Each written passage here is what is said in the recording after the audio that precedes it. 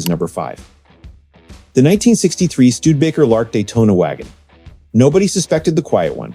That was exactly the point. From the outside, the 1963 Studebaker Lark Daytona wagon looked like something a high school principal would drive to church on Sunday. Beige. Boxy. Completely forgettable. Under the hood was a supercharged R3 289 cubic inch V8, producing somewhere between 280 and 335 horsepower depending on the configuration. In 1963, a full decade before muscle cars became mainstream. Here is the twist. Studebaker was bleeding money. The company was dying, and yet their engineers built this. A family wagon with a race-tuned engine. A final act of defiance against the industry they were losing to. It was not just fast. It was embarrassingly fast for what it looked like. Here's where it gets darker.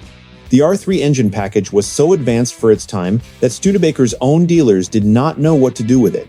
Some refused to service it. Others could not. The technical documentation was limited. The cars left the factory with almost no paper trail. Intelligence historians have since noted that the Studebaker Corporation had quiet contracts with government agencies during this period. What exactly was delivered and to whom has never been fully declassified.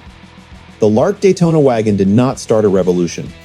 It disappeared before anyone could figure out what it actually was. Number 4. The 1969 AMC Ambassador SSTW wagon. This was not built for the family. It was built for the mission.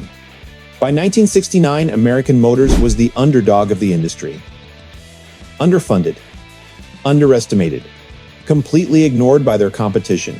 That was their advantage. The Ambassador SST wagon came equipped with AMC's 390 cubic inch V8, punching out 315 horsepower. It could carry 7 passengers, a full cargo load, and still hit 60 miles per hour in under 8 seconds. That number does not sound insane today. In 1969, in a wagon, it was a problem. But here is the part they do not put in the brochure. AMC was simultaneously supplying vehicles to the U.S. government under Project Lancer, a low-profile initiative to develop civilian disguised transportation platforms for government personnel. The Ambassador's body-on-frame construction, its massive interior volume, and its surprising power output made it an ideal candidate for field modification. The platform could accept armor plating without structural failure. It could be fitted with communications equipment without significant weight penalties, and from the outside, it looked like a dentist's car. That is not even the craziest part.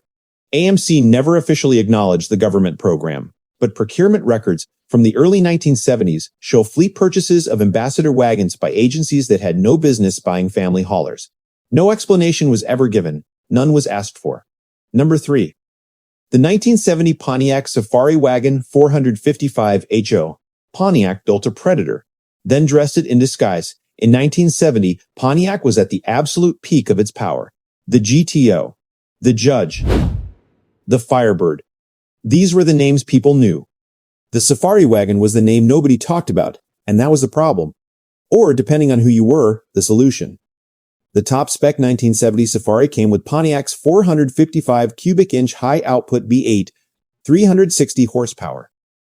500 pound-feet of torque, numbers that belonged in a muscle car, buried inside a vehicle that could carry your kids and a full set of luggage at the same time. At highway speeds, it was faster than most sports cars of that era. But it looked like nothing. That was by design. Here is what history does not tell you clearly. During the Vietnam War era, U.S. government agencies were actively looking for what they called gray vehicles, platforms with high performance that would not attract attention from surveillance, foreign operatives, or the press. The criteria were simple.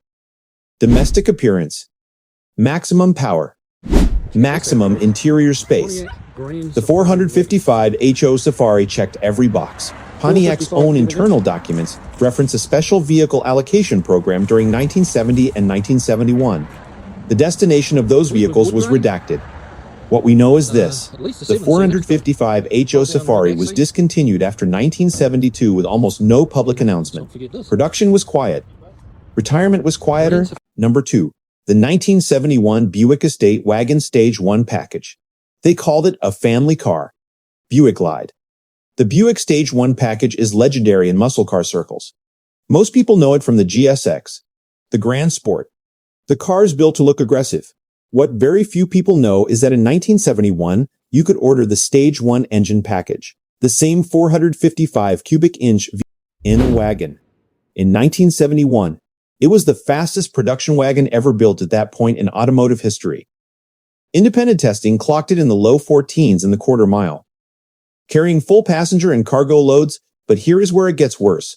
The Stage 1 estate wagon was not advertised. It was not promoted. You had to know to ask for it. The option existed in Buick's order book like a ghost. Technically available, practically invisible. Automotive journalists who tried to test it were told vehicles were not available. Dealers who ordered it found allocations mysteriously canceled. The federal government had begun its campaign to regulate high-performance vehicles under emissions and safety legislation.